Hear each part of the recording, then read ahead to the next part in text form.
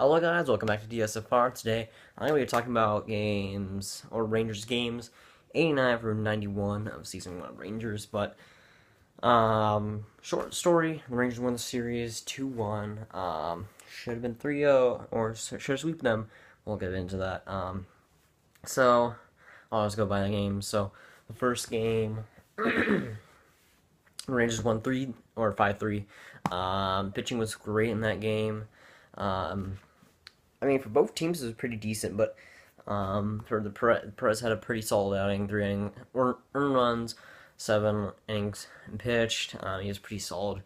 He either is pretty solid or pretty bad. So he never really has those great performances, those like stud performances. He's only usually serviceable. But I guess that's what you're paying him for. I don't know. But Beltre with that go-ahead 3 RBI home run. That was really huge. That really turned the game upside down, turned the game over to the Rangers on their advantage. But that was a really gigantic home run. And then Napoli with a 2-run RBI home run. That was also a pretty big one late in the game. Minor giving that up, Mike Minor. The Royals didn't actually that bad that game. They actually did pretty well. Merrifield, Bonifacio.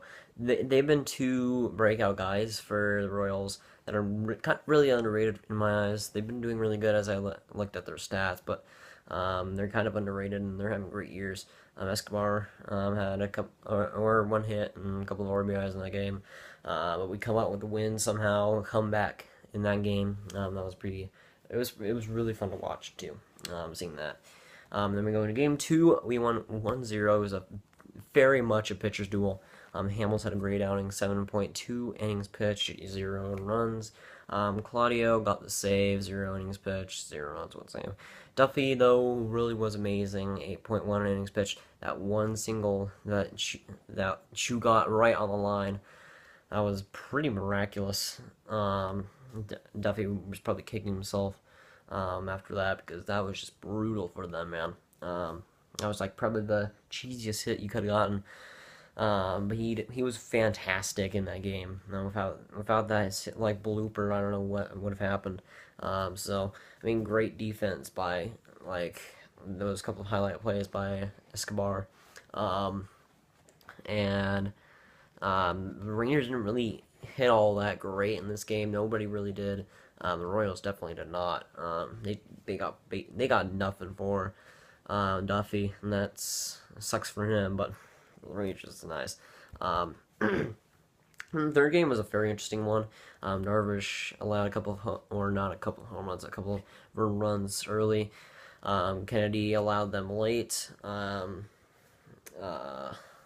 Napoli with a pinch hit home run.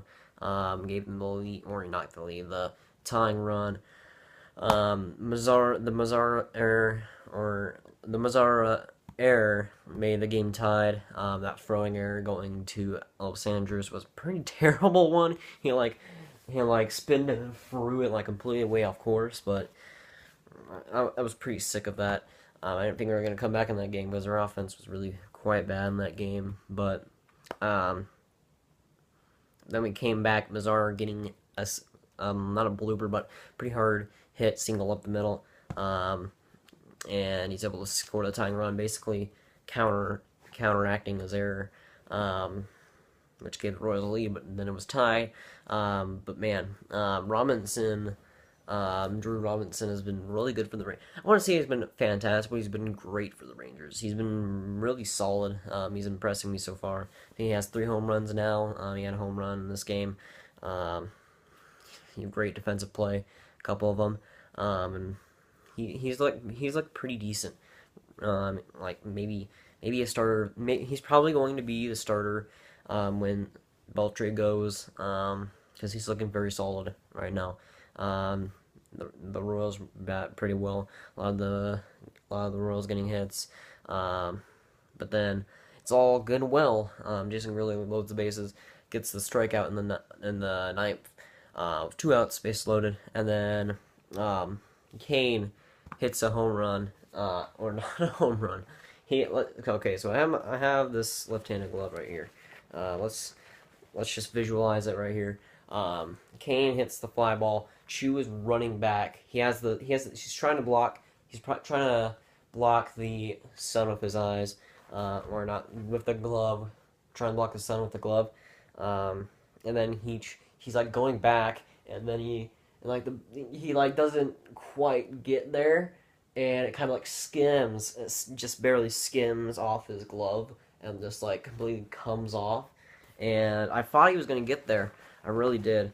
At first, I thought it was gonna be like a line shot right to the ball, which really scared me. But then it continually looked like she was gonna get it more and more, and then he ended up missing it. That stunt was brutal, but there's really no excuses when you have glasses on. I mean, he had glasses on. He should have caught that. He should have saw it with glasses. I don't know how he didn't. But ended up costing us the game. And really, that game was oh so pivotal, man. You could take one game above 500. I would definitely take that, but and you could push the Royals back one more.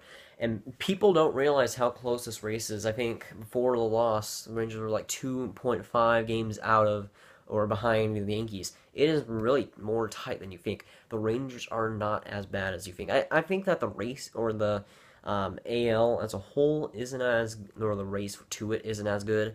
But I think that the Rangers are definitely in striking distance if they can get like a 7-game win streak in there, which I'm hoping for. The bullpen has been really good though, solid lately. You could say that really gave up that lead, but I think Chu really messed it up.